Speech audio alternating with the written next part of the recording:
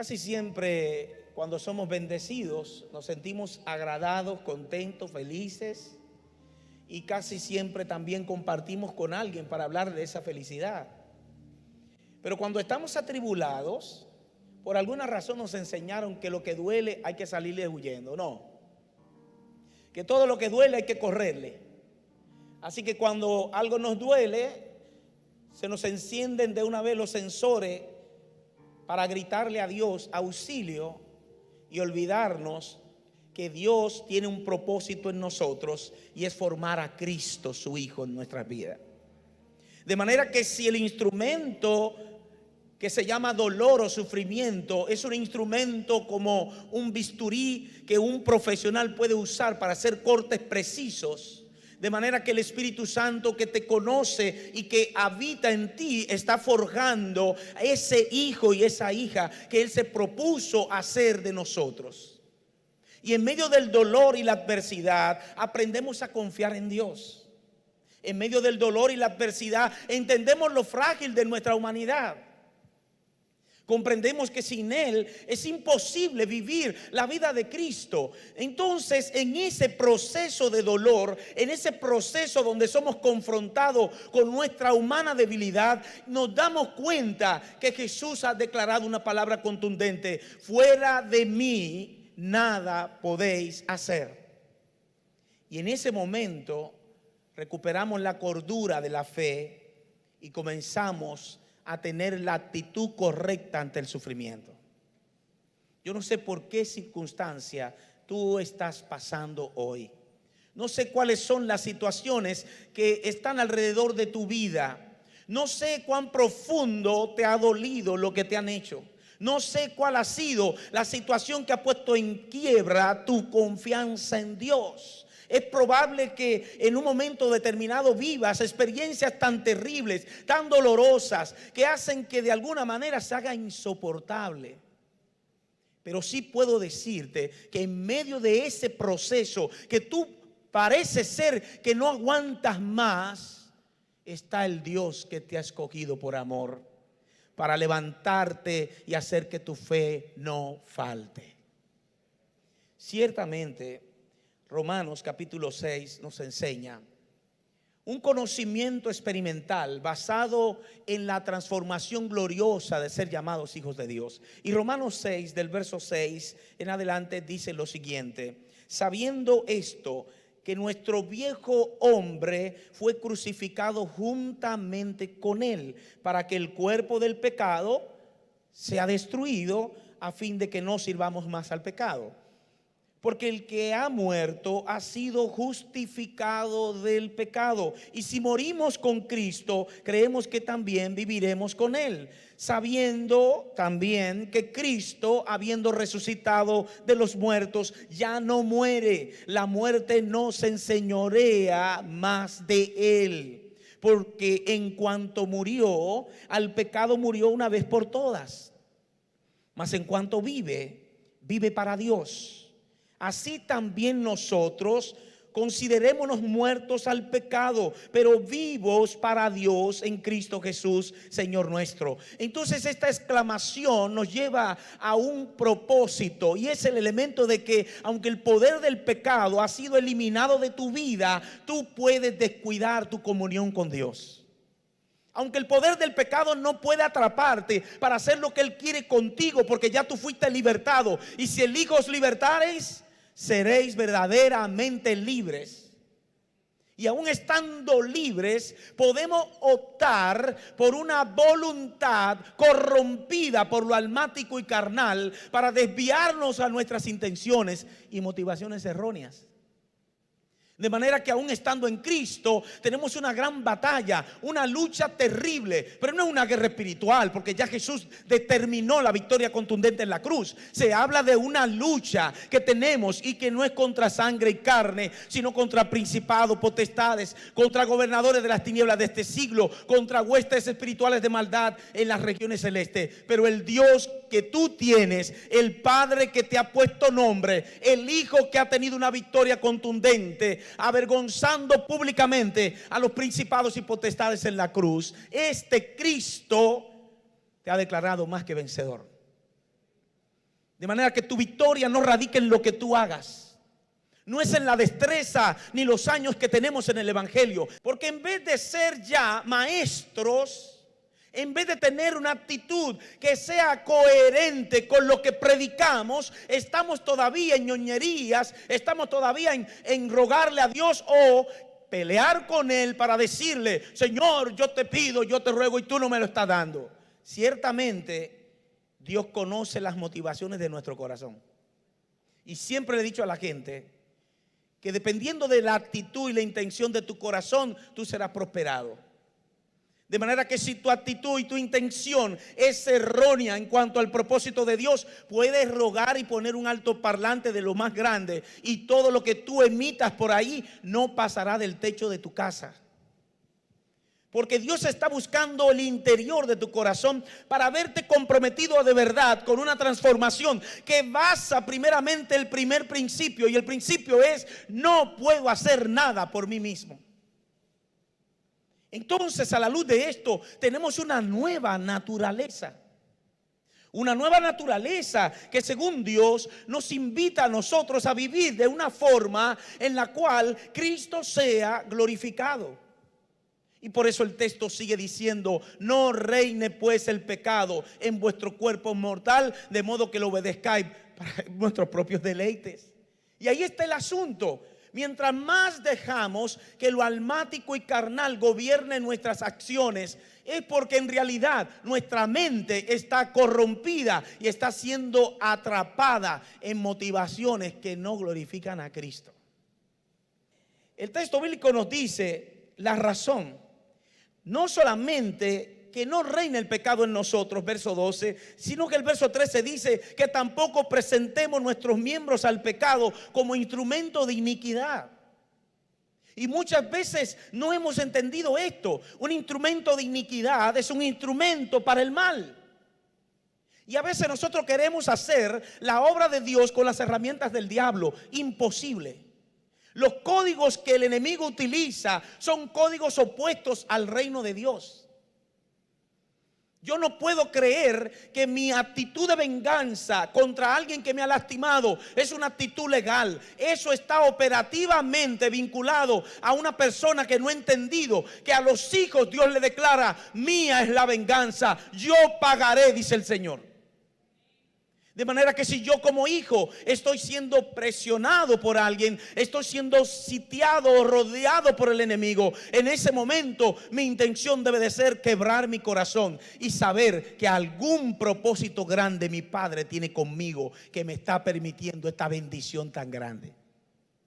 Porque nosotros vemos los ataques y vemos las necesidades como grandes males que impiden que nosotros logremos nuestros objetivos.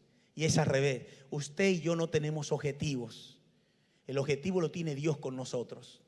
Usted no ama a Dios, Dios le amó a usted primero.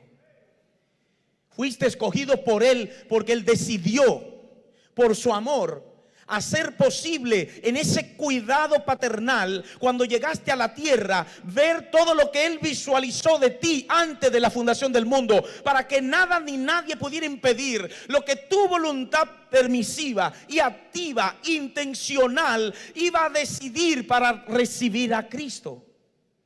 Esa es la verdadera predestinación. No es que Dios condenó a algunos y salvó a otros. Es que Dios dice que antes de habernos hecho, nos conoció. Y nos conoció en su mente infinita, que no está limitada al tiempo crono en el cual nosotros nos movemos. Él es eterno. Él existe para siempre, eternamente. Por lo tanto, no hay nada que pueda encapsular ni limitar el conocimiento de Dios. Así que Dios, desde antes de la fundación del mundo, nos escogió en Él para que nosotros viviéramos para la gloria y alabanza de su nombre. De manera que cuando entendemos eso, lo temporal queda pequeño y nos damos cuenta cuán profundo está enraizado nuestro estómago con el sistema de la tierra. Respiramos religiosidad porque estamos vacíos por dentro. Porque de repente hemos contaminado nuestra mentalidad, de que hemos olvidado que antes vivíamos esclavizados, pero ahora podemos vivir en libertad. Pero esa libertad tiene un precio, y es matar al viejo hombre. Y parece como si nosotros estuviéramos haciendo lo contrario. Es como si cada día estuviéramos alimentando al viejo hombre. Cada día algo malo sale más de nosotros. Unos hábitos horribles que nos definen como gente que está entre, como yo decía el miércoles, entre la línea muy fina de practicar el pecado y cometer el pecado.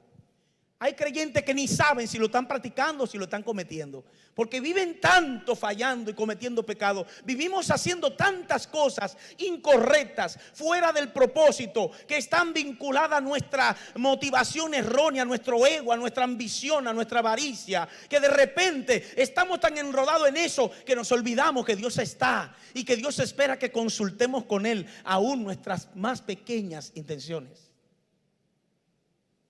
Pero hay un principio que me confronta. Yo no sé si lo confronta a usted. Y ese principio dice: de Dios nadie se burla. Lo que el ser humano siembra, ¿qué es lo que va a pasar? Ok, y si usted se pone a analizar eso, dice: ven acá, espérate, pero yo he dicho que yo soy cristiano.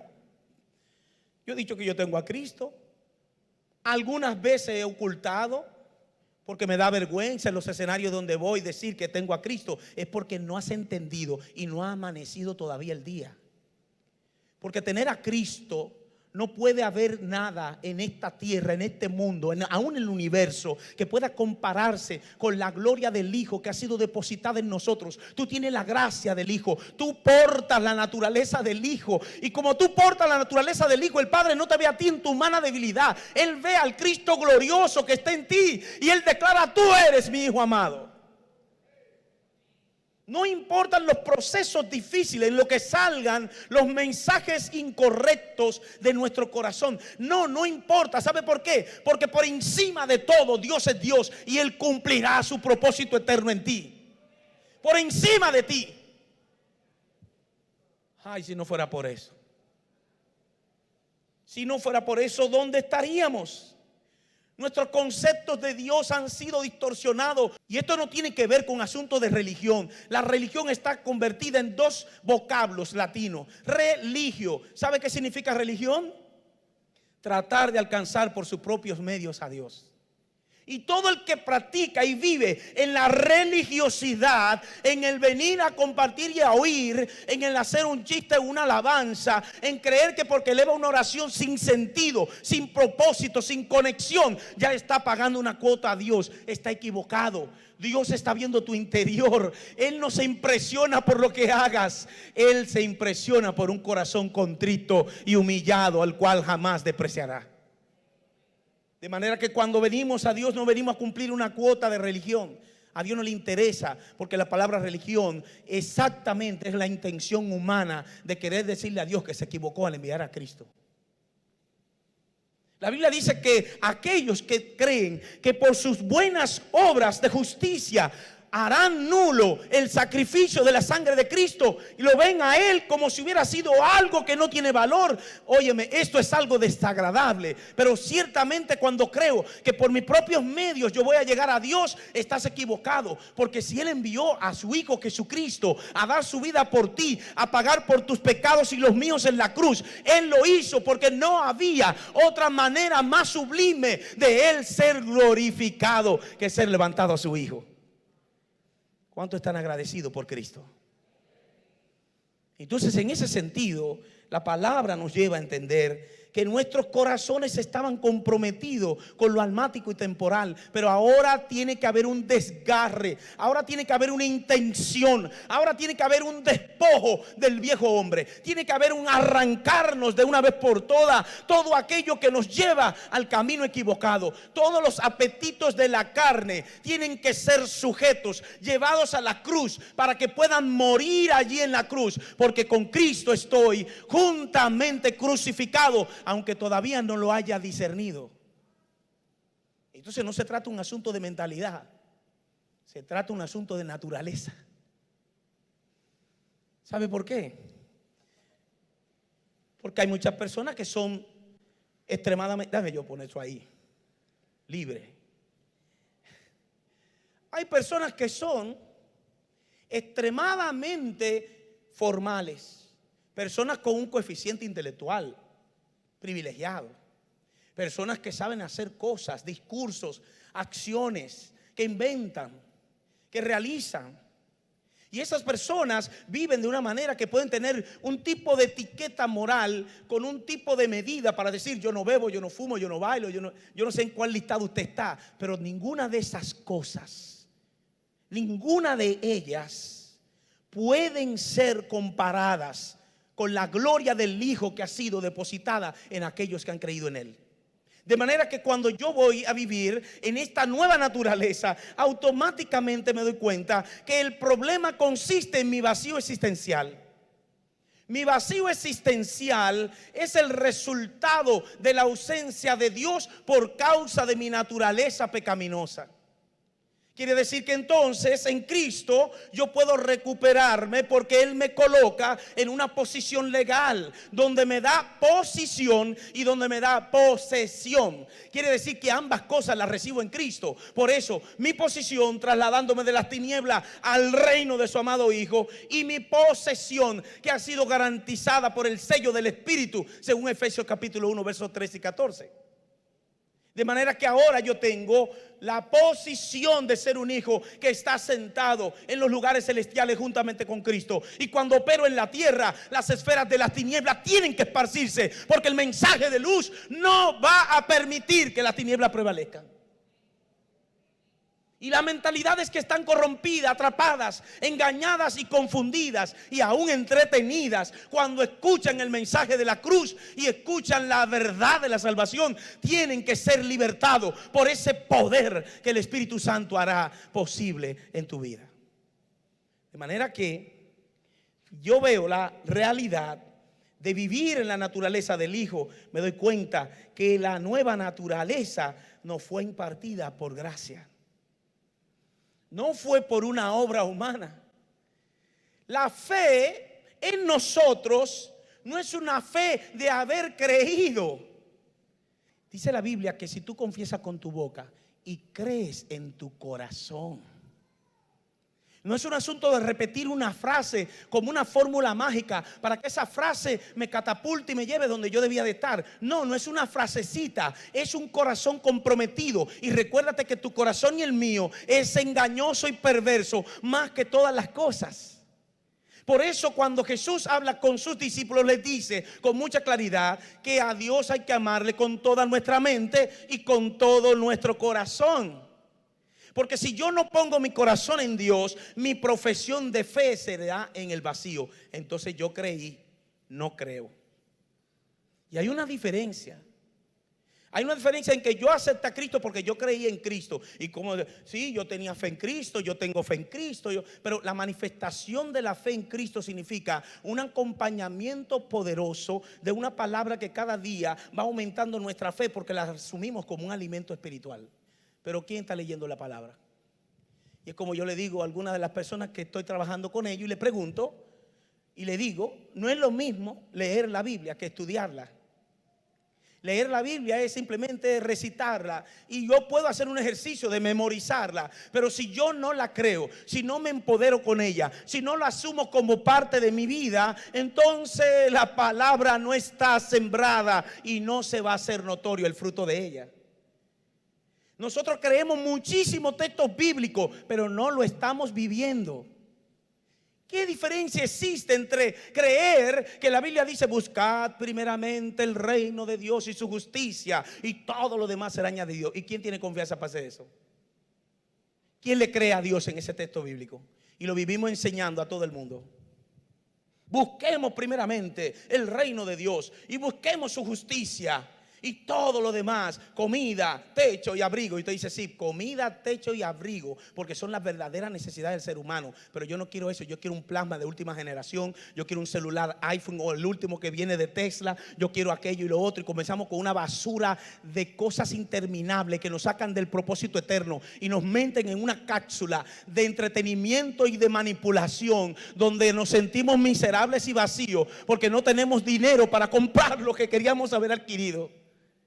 Y terminamos atrapados con falsas necesidades. ¿Qué es lo que quiere decir la Biblia cuando dice no ames al mundo? ¿Tú crees que cuando dice no ames al mundo es para que no vaya a una discoteca? ¿Tú crees que cuando la Biblia dice no ames al mundo es para que tú asistas los domingos a una congregación?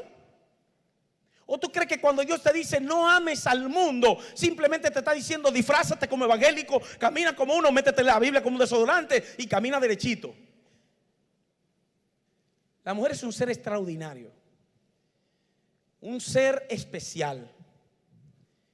Yo me siento honroso al conocer la sublimidad de una mujer. La mujer es un ser maravilloso y extraordinario y tiene una capacidad impresionante.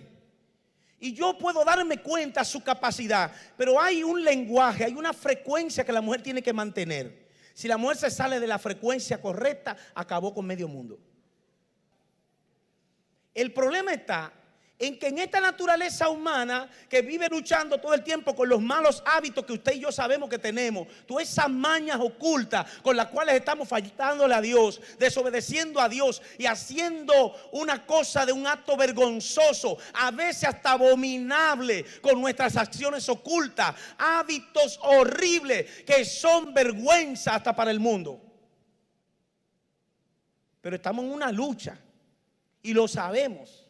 Y tenemos una nueva naturaleza que está embrujada, fajada con nosotros mismos, para poder hacer de nosotros el hijo que Dios quiere que seamos. Pero le voy a decir el poder que tiene la mujer. ¿Cuántos creen que la mujer tiene poder? Tiene poder. Mire para que usted vea el cuadro. ¿Tenemos pecado? Sí. ¿Adán tenía pecado antes de pecar? No. ¿Adán podía entonces ser un esclavo del pecado y hacer lo que el pecado le dijera? No. Adán, según el relato de la genealogía de Jesús en uno de los evangelios, termina diciendo Adán, hijo de Dios. Esa es la posición de Adán, la que ahora usted y yo tenemos por medio de Cristo.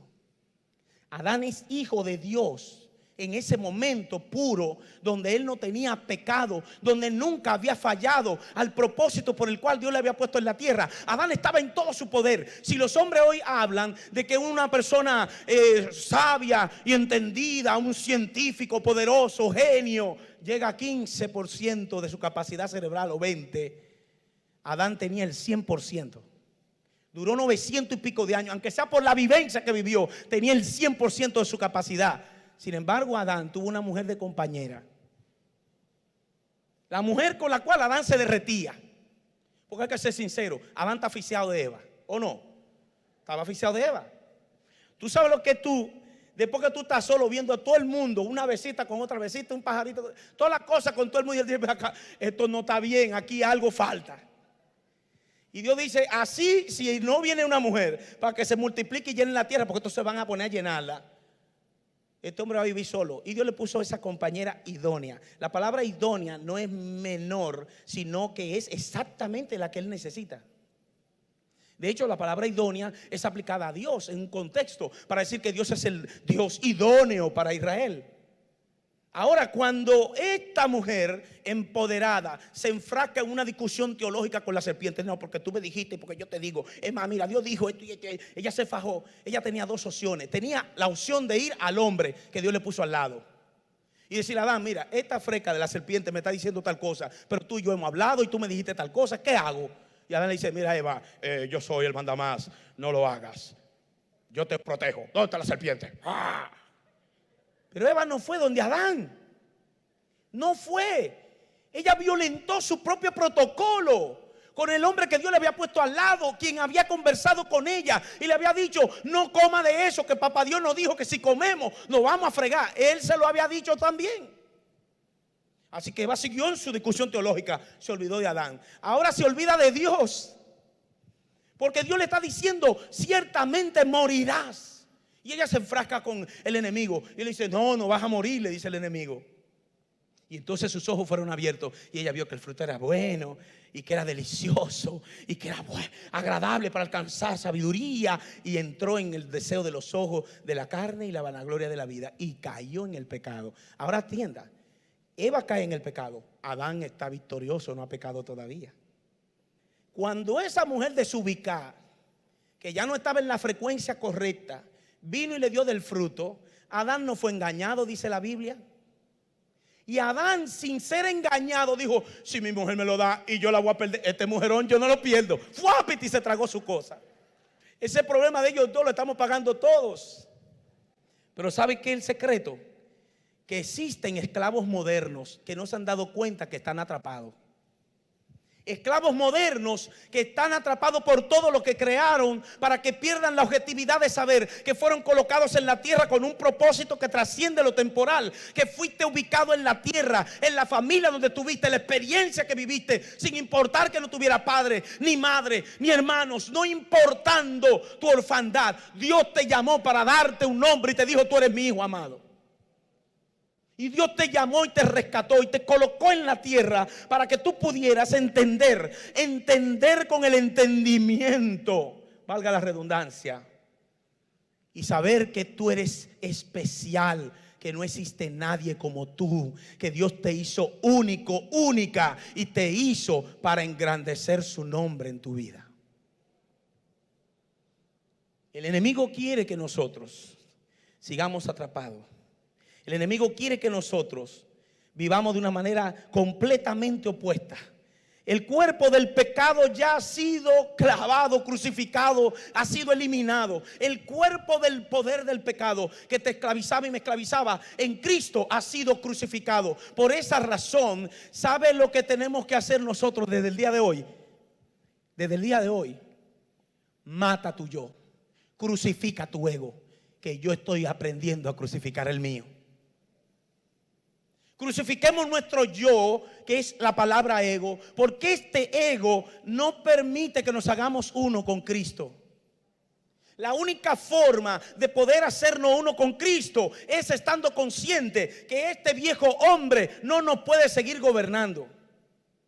Que lo que nosotros tenemos como listado de cosas prohibidas, malas, completamente desubicadas, tienen que ser puestas en un orden para rendir cuenta a Dios y decirle: no quiero más seguir viviendo esta doble vida que me está colocando en una posición de peligro en cuanto a la eternidad.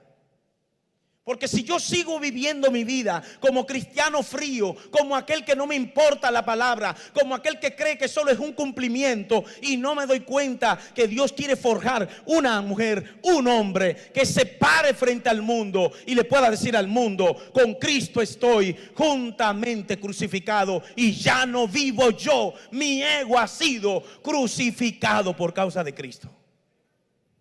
Yo necesito eso para mí.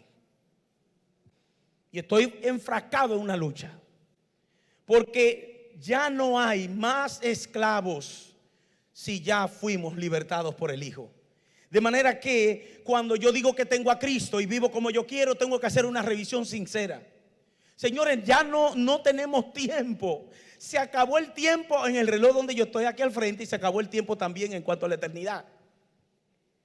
Se acaban las dos cosas. Se acabó el tiempo. ¿Sabe por qué? Sencillamente porque lo que viene ahora sobre la tierra, para los que tienen entendimiento, ¿cómo que Jesús decía? Hay que oír lo que dice el Espíritu.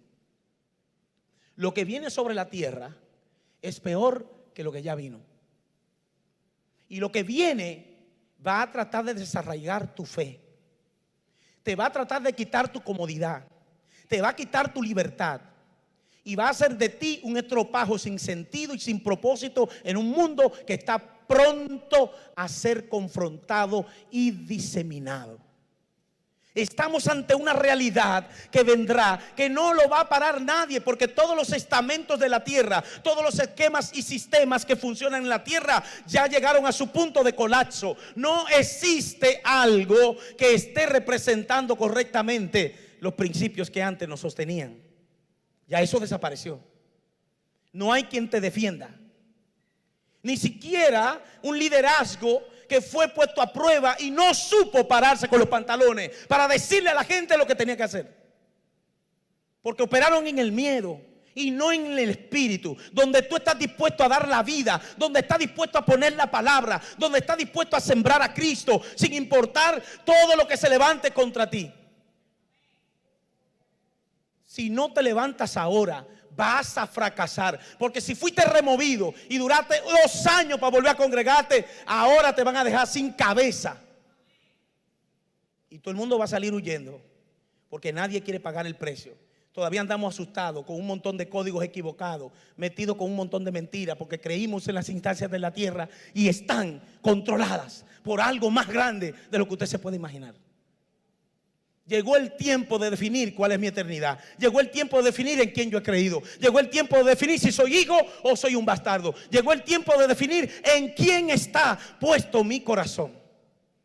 Yo he decidido dar todo por causa de Cristo. Yo he decidido morir por causa de Cristo. He decidido entrar en un proceso de muerte. Mata la carne, mata la carne, mata la carne. Y mientras más situaciones vienen, mato más la carne, porque ya me di cuenta que cuando viene una adversidad, cuando viene una enfermedad, cuando viene un problema, es simplemente golpeando la carne, porque no tiene jurisdicción para golpear al Hijo que Dios tiene aquí. Cuando tú eres sacudido en la tierra es porque te están golpeando tu carne. Así que dice la Biblia que el que tenga multitud de diversas pruebas, que tenga sumo gozo, porque Dios está haciendo una obra de cambio transformacional. Hoy yo decido que si yo digo tener a Cristo, tengo que demostrarlo con los hechos. No es suficiente la vida del aplauso y de una vez dominical. Es el tiempo de decirle al mundo que en el Dios que hemos creído es un Dios vivo. Es un Dios fiel y es un Dios personal. Que no basta cumplir con asignaciones humanas si no cumplimos las asignaciones del Espíritu.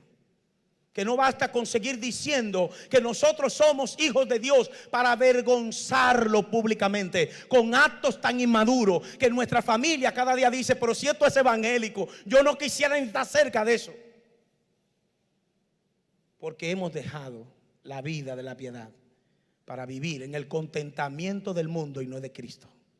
Hoy yo renuncio a la actitud que ha hecho que mi vida no avance. El tiempo presente que hemos vivido es suficiente para seguir pecando. Ese es un tiempo de definir quién es el que gobierna tu existencia. Este es el día que Dios tiene para ti, para tomar una decisión que marque un antes y después. Este es el día para tú decirle a Dios cuánto le amas y cuán dispuesto está a demostrarlo con hechos. Este es el tiempo en el que yo no usé los lentes porque quise dejarme guiar por el Espíritu para decirte la palabra que Dios tiene para ti. Porque tú solo necesitas una palabra que venga del cielo para saber que tiene que salir de tu comodidad. O vienes a Cristo con un corazón arrepentido, reconociendo que quizás es probable que no tengas el Espíritu porque ni siquiera lo sientes. Y hoy puedas decir: yo quiero entregar mi vida a Cristo porque he entendido su palabra hoy, porque Dios me ha ministrado mi espíritu y mi vida, y hoy yo quiero voluntariamente, con todo mi corazón, entregarme a Él. Yo quiero hacer su voluntad. Si hay alguien aquí en este lugar que quiere eso, yo quiero orar contigo. Si hay alguien que de corazón dice: pastor, yo necesito ese Cristo vivo que usted acaba de predicar, yo me quiero preparar para lo que vendrá, yo quiero estar listo para vivir en el código de Dios. Si estás allí, yo te invito a que ores conmigo. Esto no es un asunto de conversión, esto es un asunto de posicionamiento. Es un asunto de naturaleza. De manera que podemos hacer una oración al Señor allí donde estamos. Si no quieres tener distracción, cierra tus ojos y puedes orar por los que están aquí. Yo quiero orar contigo. Quiero apelar a tu corazón. Quiero decirte que eres muy amado de Dios. Oye esta respuesta: Dios no se ha olvidado de ti.